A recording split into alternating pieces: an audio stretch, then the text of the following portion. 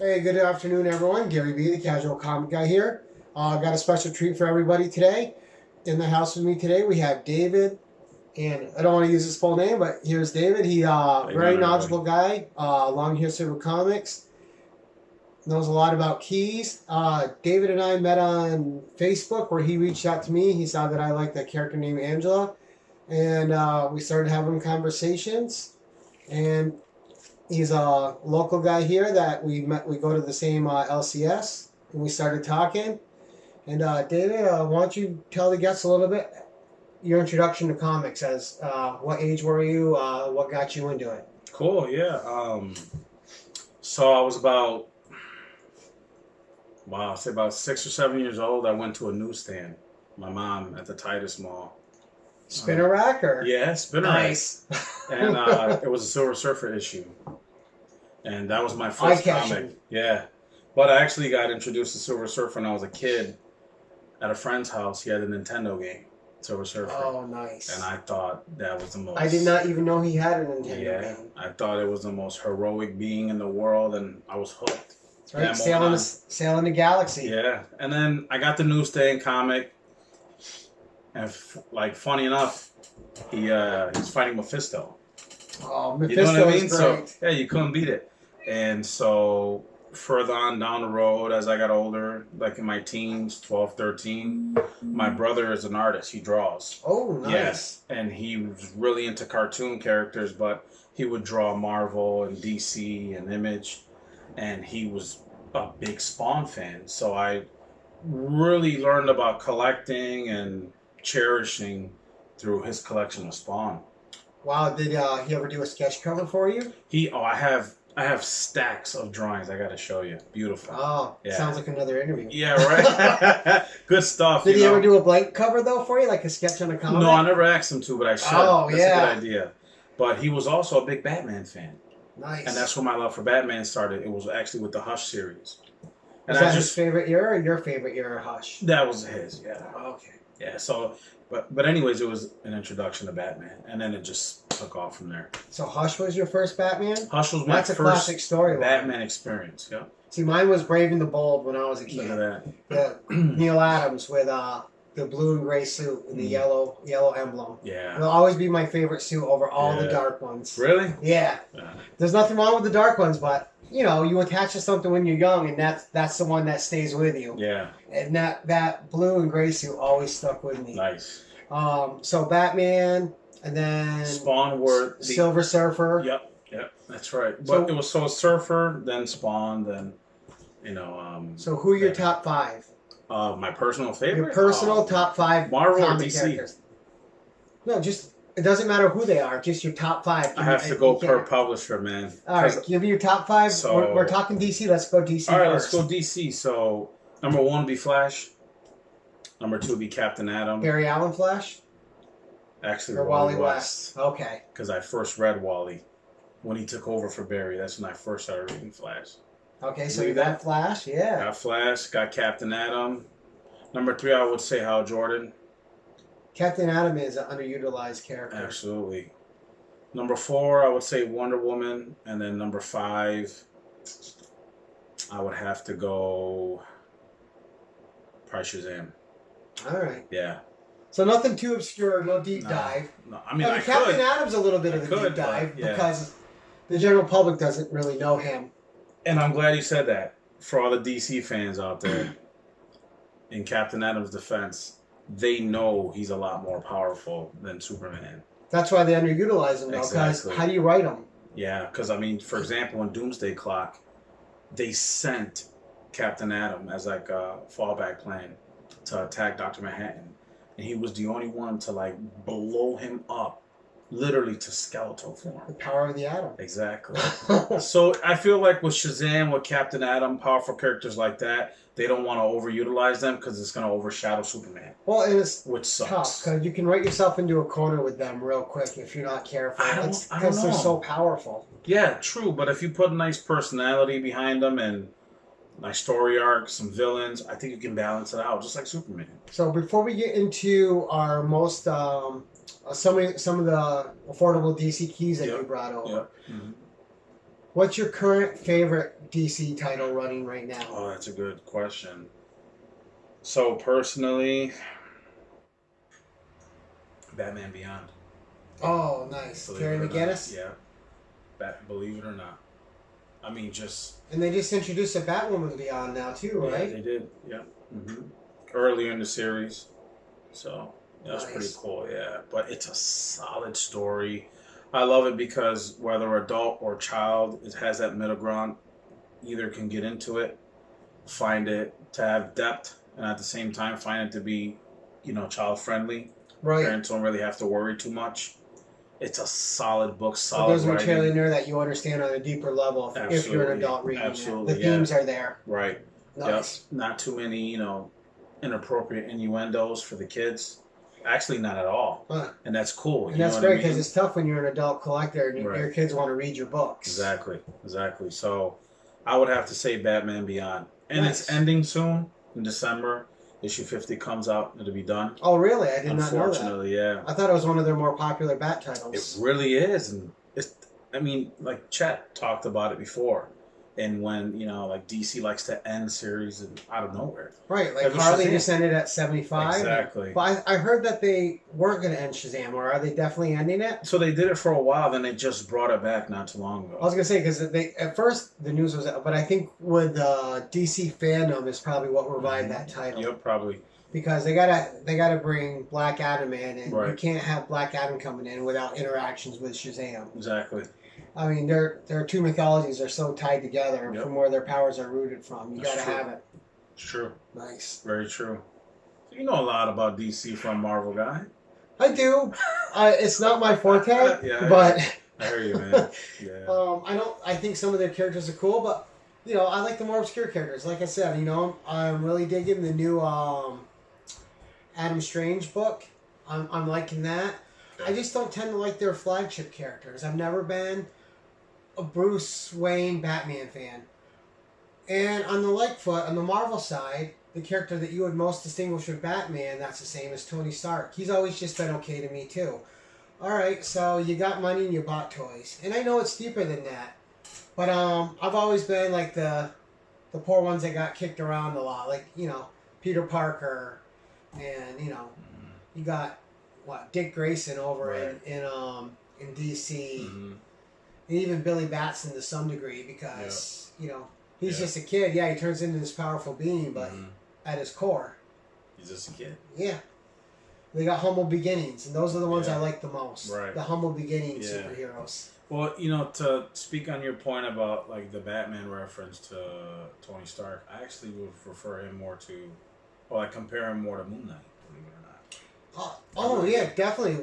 Mark Spector. Oh yeah. That Moon Knight, or any of the different personalities. I would say Spector. The Spector personality the most. You can say Steven. Because Steven's like popular and he's an actor. He's rich to some degree, and then you got Spector, who's nuts and a brute. So Batman he's dark, just like Moon Knight. The outfit's very similar. One uses Batarang, one uses the moons. Right.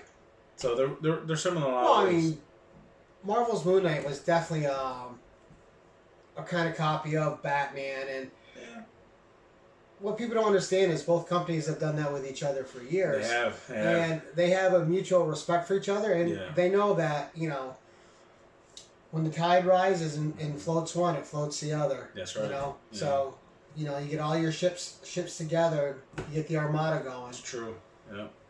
Just like in movies. If comic movies, if one's doing well, then the other tends to do well. Right. Marvel doesn't want to see a DC film fail, just like DC doesn't want to see a Marvel film fail. You may want to see yours do a little better than the competitions. Right. But if that movie comes out and does great, that sets up your movie. It doesn't sour the audience on comics or superheroes. Yeah. That's one thing I love about both publishers. They don't attack each other. No, they've always had a healthy respect for each other. Exactly. Healthy relationship, I think. I mean, that's why they had, the classics, Superman, Spider-Man fighting Parasite back in the day, and they had the Amalgam Universe. Yep. Another thing is Jim Lee. Jim Lee used to draw for Marvel. Yep. Now he's in DC. He's done Image. Yep. The purchase of Exactly, the purchase of Angela. Who knows behind closed doors if Jin Lee made that deal with Marvel, make it happen.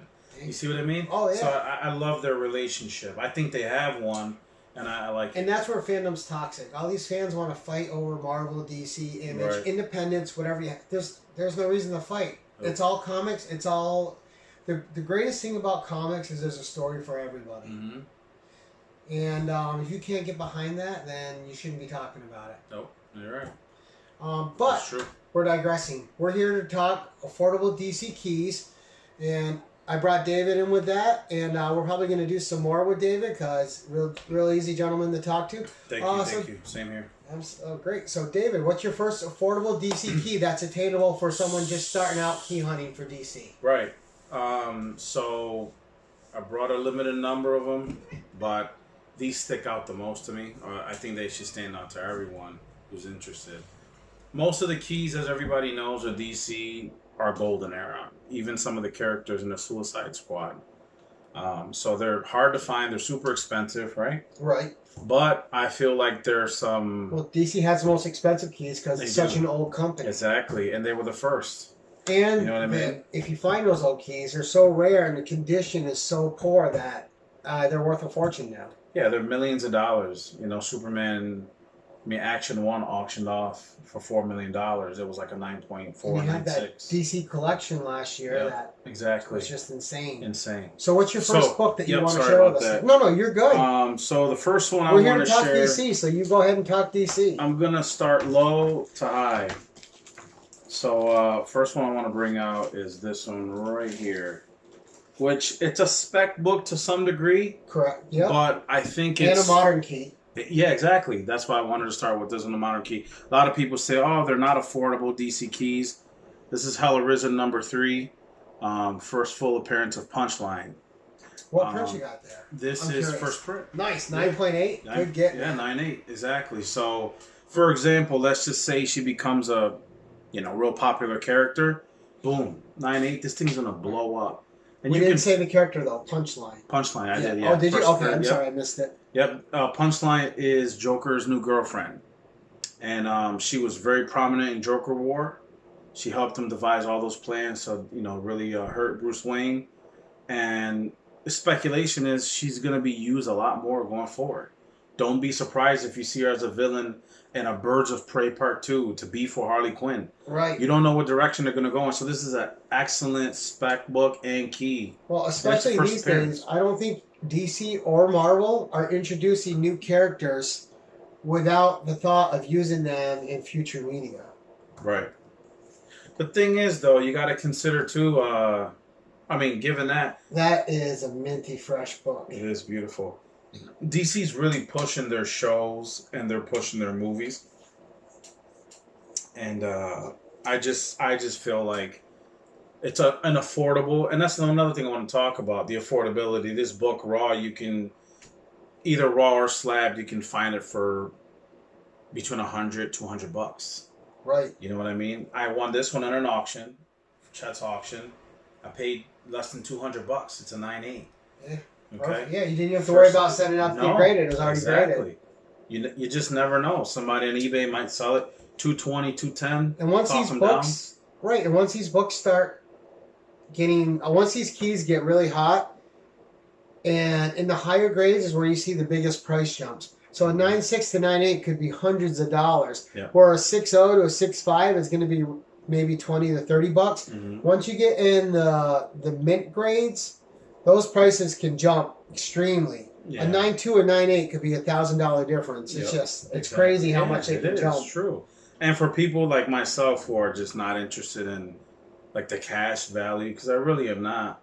Right, this is your PC, and that's where it's going to stay. Exactly, but furthermore, in the future, you can say, yeah, I got the first appearance of Punchline. Right. And a lot of people are going to be like, whoa, are you serious? Yeah, look, it's right there on the wall. Yeah, 20 years from now, when she's been raising hell in the DC universe for 20 years. A great conversational piece in the future. So that's why. And just a cool cover. Yeah. And on this cover, this person always reminded me of Peter Criss from Kiss with the Kiss makeup. It's kind of like Kiss makeup on her. Yeah. Or him, whoever it happens to be. Can't beat that. Look at that makeup job. Can't beat Kiss makeup, huh? So what have you got for our next key? All right, next key. Take So a this sip of my one's a Spider-Gwen coffee. little more modern, not as modern as Hell Arisen 3, but this one's a huge book, in my opinion. But it doesn't get the respect of a huge book right now. Okay. But everybody knows to some degree, I mean, at some point. Was that Marv Wolfman wrote that one? Yeah. Is that what I just spied? Yep. I just saw it. Yep. Nice. New Teen Titans issue 2. And George Perez too, right? George Perez, that's right. The same guy that created Deathstroke created Blade. Okay, I know a little DC. Yeah. Right? Marv Wolfman. So, Well, this is the first appearance of Deathstroke, the Terminator. That's what he was originally called. Marv Wolfman story. Perez and Romero as well did the artwork. It's a newsstand copy that bumps the value up some. It's an A5, but it's the first appearance of Deathstroke. Everybody's dying for him to be like placed in one of the movies. We got an Easter egg at the end of we did. Superman, It is Batman. too bad that didn't happen because the guy Right. that casts as him Perfect. is a great actor. He is. So I believe this is just like Hell Arisen, more so this one, a huge key to collect for DC that's going to have a lot of upside to it really soon. And that is a fresh copy. I mean, it's an A5, but I feel like it was a 9. When was this? When was this? This was graded? December. Oh, when I graded it? Yeah. Wow. Was it pressed? Yep, it was pressed. Okay, so there's no. I graded. was like, Yeah. man, if it wasn't pressed, you could probably get a 9.0. Right, crack it open. Yeah, no, but yeah, I got this one pressed and then I got it sent out. I thought maybe you did because that's a newer label. Yeah, it wasn't too long ago. I got it done like a year or two ago. Nice. When Chet first started doing CGC, shortly after is when I got it done. Yeah, that's a beauty of a book. It is. It is a beautiful book. I'm very grateful and appreciative of it. And anything George Perez is just Absolutely, beautiful. yeah. I love He's Perez. just one of those classic artists. He's recognizable whenever you Mhm. see him. I love when he draws Wolverine stuff. Wolverine covers, amazing. And his Wonder Woman's classic. Yeah, I can't beat that. I got a lot of those actually. Oh, A lot of nice. yeah, I do. It's hard to come across Perez, and actually, I went to a Comic-Con, and I was able to score some George Perez prints that never got turned into covers. Ooh, So maybe one day, right. we can show those off. Right? Absolutely. Pretty cool, man. Did you frame them yet, or? The one, yes. Nice. Yeah, it's pretty cool. I got to bring them in. Bob Allman actually did the coloring for George Perez on those prints too. Nice. That was pretty cool. And I got to meet him. I got to talk to him about it and stuff. So that was pretty cool.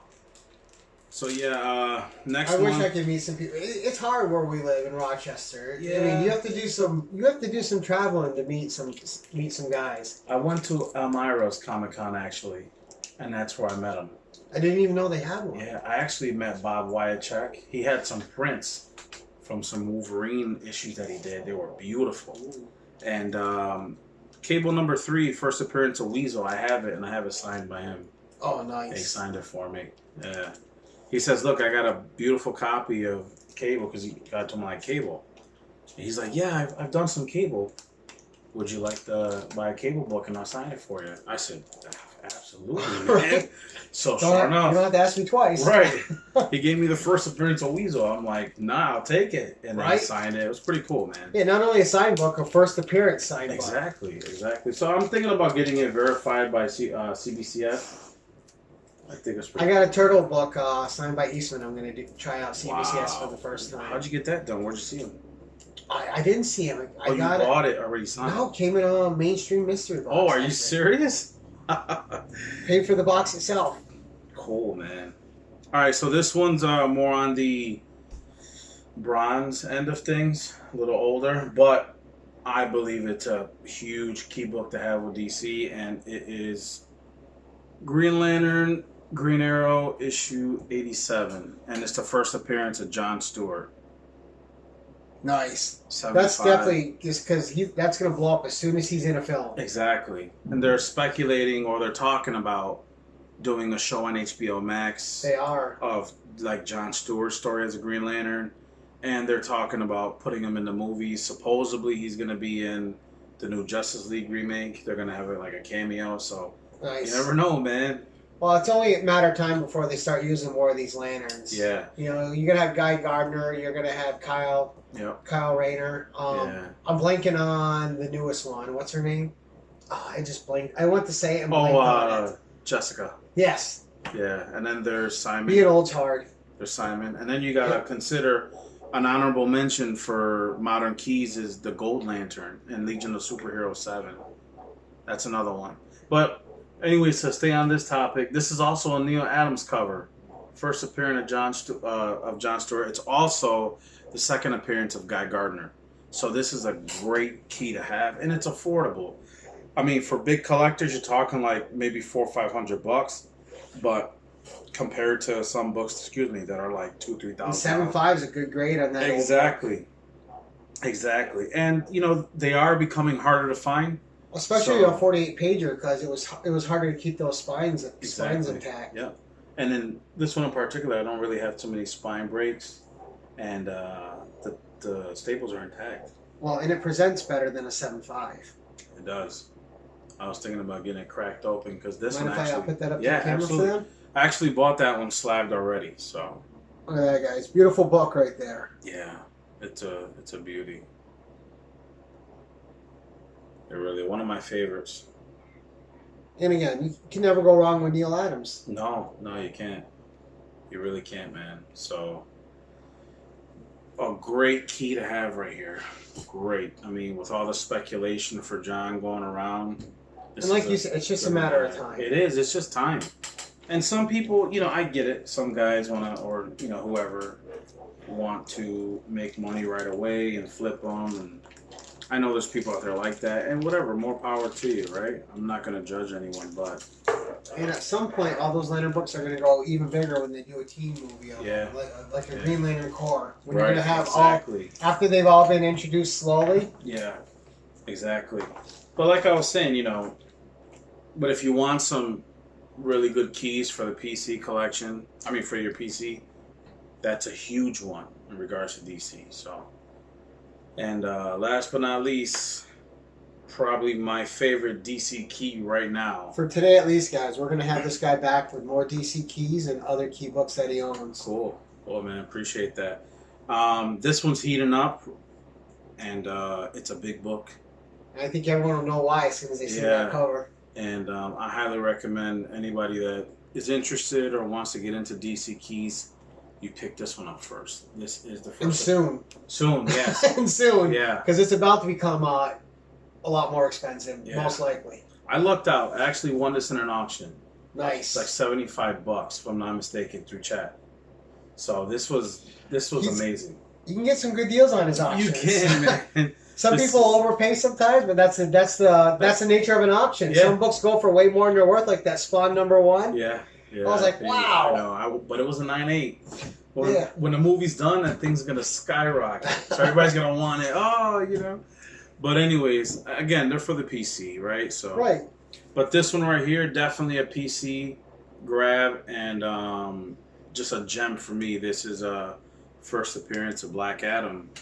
Now, is this one you're going to eventually get graded, or are you going to keep it raw? I mean, when I'm done admiring it after a few months, I'll get it graded. But once you can get a reprint so you can read the story. I actually have. I've read it already on the DC Universe. Because it's tough for me. I won't get something graded unless I have a reprint or another issue of it that I can read. Yeah. This is a huge book right now. The announcement of Black Adam and his own movie. This is a beautiful key to have. Oh, there we go. And it's affordable. Again, I got it in an auction for $80. I've seen it online at high grades for about $150. Yeah, this is decent. It is. It's supposedly like a 7-up. But I was just going to say that. But this is an older book, too. This is 30 center. It is. And it's a newsstand copy. Right. Which are hard to find. But, this is probably right now, for me, my major DC key. I've always wanted it. Price range raw was about $150 in good condition. I was fortunate enough to get in an auction. From what I understand, a lot of people do have them. Right. Like LCSs. They have them, not in bunches, but you can find them, and they'll probably go like 150, 200 raw. Yeah, so you got it for half that price. Yeah, I did. I've been to another LCS, and he had it for about 180, and it was in a lot better condition than this. But still, that's great. Right. Because when that movie drops, it's The Rock. Yep. Come on, you know? People are gonna watch it just because it's The Rock, and then you got for what it's setting up for the future DC films. Exactly. You got Cyclone in it. You got Hawkman. You know, the whole JSA. You gotta wonder if they're keeping it under wraps. Mm-hmm. if John Constantine's gonna make an appearance in this too. Exactly. Because wasn't he in the JSA? He was, yeah, to some degree he was. Yeah. Yeah. So what if they? I mean, it's probably never gonna happen. Mm-hmm. But what if they brought Keanu back for that movie? Oh, man. And he shows up as That Constantine would again. be crazy, man. You imagine that? Yeah. And then another thing is you got a Golden Age character in there in Dr. Fate. Right. With a killer design. Killer design. His character design is just fantastic. And his powers are phenomenal, you know? I would love to see Deadman too. How that'd great be would cool. he be? That'd be cool. He's got the attitude for the big screen too, you know? See I like him in a his Justice dialogue. League Dark movie, jumping into all those heroes and just doing what he wants. And you know what's funny? You talk about Justice League Dark. That's where Swamp Thing comes in. Yep. You see what I mean? So there's so much going on with DC in these movies. Like they're starting to put a lot more effort into their movies, and they're gonna popularize their characters to these movies a lot sooner. I'll give you an example with Marvel. The first Infinity War movie, Part 1. I had my niece come up to me, doesn't know anything about comic books. She's like, "Did you see Avengers: Infinity War?" You see, Right. so you're gonna have to expect the same for people who are not familiar with comic books to take interest into a lot of these movies. And that's what's happening because when we were younger, Mm-hmm. comic books weren't talked about. No. It wasn't the cool culture. Now you can like what you like and it's all right. It's true. It's true. You know. Yeah. I mean, there's a lot going on in the movies, and I don't think DC has never put in the effort. I just think they didn't have one guy flying a ship that had a clear plan. Because I don't think you could watch any of their movies and say they didn't try. Right. You know, Mm-hmm. it's just they weren't cohesive enough. Right. I mean, but you had great introductions. I mean, just Wonder Woman's just introduction in that movie alone was incredible. It was. It really was. It was so incredible. That was most talked about thing about that movie. Exactly. You know, I mean, Gal Gadot burst on the scene, and that was it. That was Wonder Woman. Right. And you had all those people saying no one could be Wonder Woman but Linda Carter, and I hate when people say that because if you cast a good actor in a role, they'll get the job done if the writing's there. Absolutely. And some of them are such good actors that even if the writing's a little subpar, they'll carry that through. Mm-hmm. So those are some great affordable DC keys. Hopefully, David, this is just a part 1. You'll have some more to come show us. I mean, I'd be more than willing, so I appreciate it. So these are some keys you have. Before we end it, I'd like to know about some keys that you're still in search of. For Oh, DC cool. keys. Yeah. Well, so, All right. what's on your to get list for DC keys? So, first appearance of Guy Gardner. First appearance of Starfire, which I had a chance of getting, and I missed out on it. My dream DC key is first Captain Atom, but that's thousands of dollars. Right. But that's the dream book. But there's some others that I like to get my hands on. For example, And Chet had that first Adam Strange in the shop a month ago. that's a dream. That was a come beautiful true. book. Yeah, actually, for me, it's I think it's Flash 104. First, solo run of Flash. I love Showcase number 4. First appearance of Flash, of Barry Allen. Do you have the first Reverse Flash? You have that classic No, that's cover? another one. Is Flash 139, I believe it is. Yeah, that's another one I would love to have. And then And that's kind of an iconic cover with those two just... Yeah. First Hal Jordan's a big key I'd like to have. That's another big DC key. And attainable. And Lobo too, probably. Yeah. I have Lobo. Lobo's daughter. I have Crush, yep. I have the first appearance of Crush. First appearance of Sinmar. I have I got a number of DC keys. moderns. It sounds like a whole nother show. That'd be nice. Yeah, talk more about some modern DC keys. I think that's a good idea because people are in search of them. First appearance of Sinmar is an honorable mention. Superman issue 25. And that just came out a couple weeks ago. Yeah, exactly. You got to consider too that Brian Michael Bendis is writing for Superman. He is. It's huge. But I think that book is being held back now. Like the art has not been good on that. Hasn't. The covers have been. I haven't seen really good Superman art in a year. What personal opinion? Okay. I'm not saying it's not good. Personal opinion. He hasn't really looked like Superman to me. You got to read action. You got to read action. You can really see it. I thought the last Perillo cover with him like this was good. Yeah. I thought that one was so good that I bought it for my buddy who's a Superman fan. Wow, and I bought him one of these frames to put it in. He doesn't know it. I have it right over there for him. You're a great friend, man. Oh, I just got to go on his wall. Yeah, that's cool, man. But yeah, like another book that's pretty cool is the engagement of Catwoman and Batman. Right. 50, right? No, that's the wedding. No. Wedding. 50 was the wedding. 50 was the wedding. And that book had 3 or 4 prints. You know? Our heroes love their cat people. Yeah. Peter Parker loves Black Cat. You know. Right. Off and on. Yeah. Batman loves Catwoman. Yeah. Off and on. Yep. Absolutely. But there's a first appearance of Bane. I have that. I just got it back.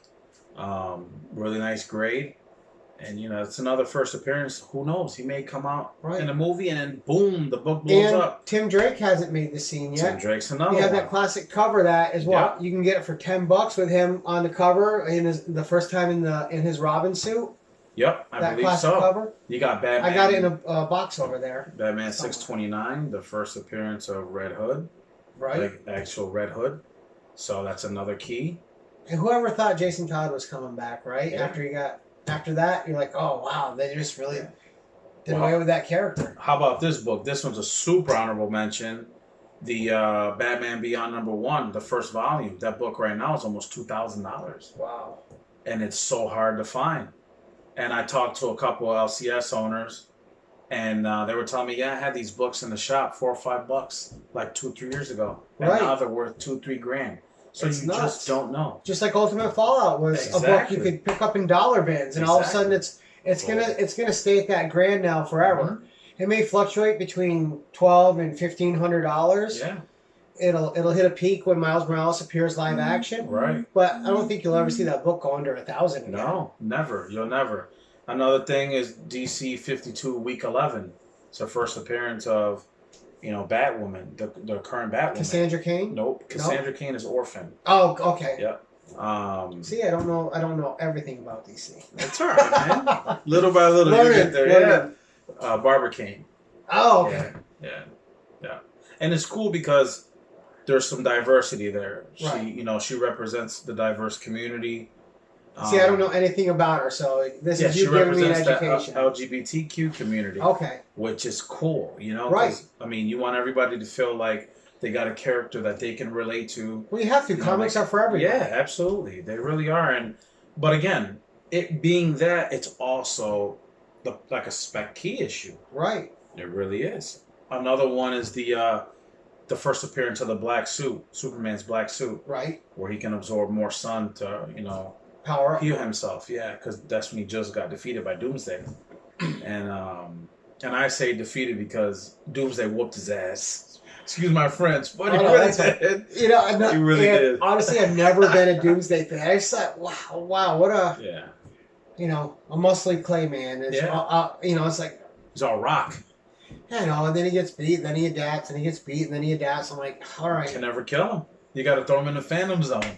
That's a tough villain. And the crazy part is Sinmar was apparently 10 times stronger than he is. And people like to see Superman get his butt whooped. But then Superman's got to call in the whole DC universe to help him. Now that could be a whole major event. Maybe not. Might put the black suit on and get more powerful, right? So I don't know if he could beat Doomsday, then he might need more than the black suit. He didn't beat Doomsday. He threw Doomsday in the Phantom Zone. Could never beat him because Doomsday, again, like you said, gets beat, Right. adapts, gets stronger. Oh, But that's outthinking him. That's still beating him in a way. Yeah. I mean, he didn't physically whoop him, but yeah, that's true. he outthought him. You know, now that we're talking about that, another key issue, if you can find it, I don't know if it's a modern, a bronze, or silver, or gold. I have to look into it. But the first appearance of Amazo was another one. Amazo was a huge, and is a huge villain, because he adapts to everyone's abilities and can replicate them. Oh, nice. So that's another character they can put in, like, the Justice League movie. And we're going to see these obscure characters come up, too. Yeah, you are. DC is exciting. It really is exciting. And I just heard James Gunn might use Dupe. X-Force 121, which is 116 was his first appearance. That's right. Yeah. I have it over there. Yeah. Ugly issue. He's known for that, like with Weasel. He's using Yeah. Weasel in the new Suicide Squad. Nobody ever thought he was Like, going to as use soon as Weasel. that book is worth something, it's out of my collection. That book is ugly. I don't even like looking at it. Oh, buy Dude, Dupe. that's funny. Yeah, but I mean, the overall message I think we're trying to convey here is that there are some attainable DC keys. Right, don't feel like you can't obtain something. There's a Exactly. lot of obtainable keys out there. I know Marvel, like for example, you take Wolverine and then you compare him to, as far as collecting, you know, Superman. You're talking a $4 million book versus a $10,000 book. Right, Some guys have 10 grand to spend on Wolverine, right, but that same guy probably doesn't have 4 million to drop on Superman. right. So yeah, they're more attainable with Marvel, but at lower grades, which are still valuable. A lot of villains, new heroes coming out. DC has a ton. Now you They said have you a like ton. Swamp Thing too, right? Swamp Do Thing's you have another the one. Swamp Thing with Batman on the cover with I do not. Oh, another one you I want. almost listen. I got a story. Chet put up 5 Swamp Thing issues, and that Swamp Thing 10 with Batman on the cover was there. Oh. And they were in, and you know it, Chet, they were in immaculate condition. So I'm bidding on it. Somebody comes out of left field and just like Obliterates it, oh huh? man, she was gunning. She wanted them, and I had to give in because I wanted the Conan. Right. You know, Who could blame you? Conan is king. 23. You know, I got to give it to you. I wanted the first Red Sonja, and I said, you know what? I hope to find. But those Swamp Things were amazing. And if you want to get into DC characters, that's a good show to check out. Swamp Thing. And I hear they're redoing Beautiful it show. again. But Yeah. why wouldn't they just keep this one? I think that Well, they're transitioning to HBO is. Max, so And I think what Doom That show is, it was on that failed app. And not a 'cause- failure. because I heard that show was amazing. I almost was. bought it last week. I'll It probably is. buy it in the next week or so coming It up. really is. Because I watched a preview and it looks amazing. Yeah, it is. I mean, the story is crazy. It looks exactly like what you want a Swamp Thing story to be. Absolutely. I mean, it's beautiful. Like Titans and Swamp Thing, you really can compare them shows as far as quality, Right. like cinematography and all that. You can directing. You can compare it to like a Game of Thrones, a Watchmen. That's another DC one that's really good. Yep. The quality is that good. Nice. So, you know, movie quality, let's just say, and you're getting it on a platform like DC Universe or HBO Max, and they're excellent shows to check out, and they'll really inspire you to really get into the character. I wasn't a Swamp Thing fan until I read a little bit of Justice League Dark, and I watched the show, and I was hooked. And wasn't Swamp Thing and Man Thing created by the same creator?